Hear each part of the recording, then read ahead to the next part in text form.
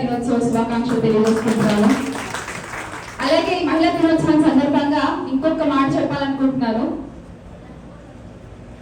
మహిళల కోసం నిరంతరం ఆలోచిస్తూ నిరంతరం తపన పడుతూ అధికారంలోకి వచ్చిన 21 నెలల్లోనే 80,000 కోట్లు మహిళల కోసం కేటాయించి మహిళలకి ఇళ్ల పట్టాలు ఇచ్చి మహిళలకి ఆసరా ఇచ్చి మహిళలకి అమ్మఒడి అంటూ ధైర్యాన్ని ఇచ్చి ఒక గొప్ప వ్యక్తిగా ఒక గొప్ప నాయకుడిగా నిలబడి ప్రతి మహిళని ఒక అక్కగా చెల్లిగా అవ్వగా ఇలా ముద్దుగా కుటుంబ సభ్యులుగా పిలుచుకుంటూ నేనున్నా మీకు అని ధైర్యాన్ని ఇచ్చి ప్రతి మహిళ బయటకు వచ్చి పనిచేయడానికి ఒక అనుకూలమైన వాతావరణాన్ని క్రియేట్ చేసి సేఫ్టీ కోసం దిశ అనేటువంటి యాప్లను తీసుకొచ్చి చట్టాలు తీసుకోవడానికి ప్రయత్నం చేసి ఇలా పోరాడినటువంటి వైఎస్ జగన్మోహన్ రెడ్డి గారి చెల్లిగా ఉండడానికి కూడా ఈరోజు నేను చాలా గర్వపడుతున్నాను.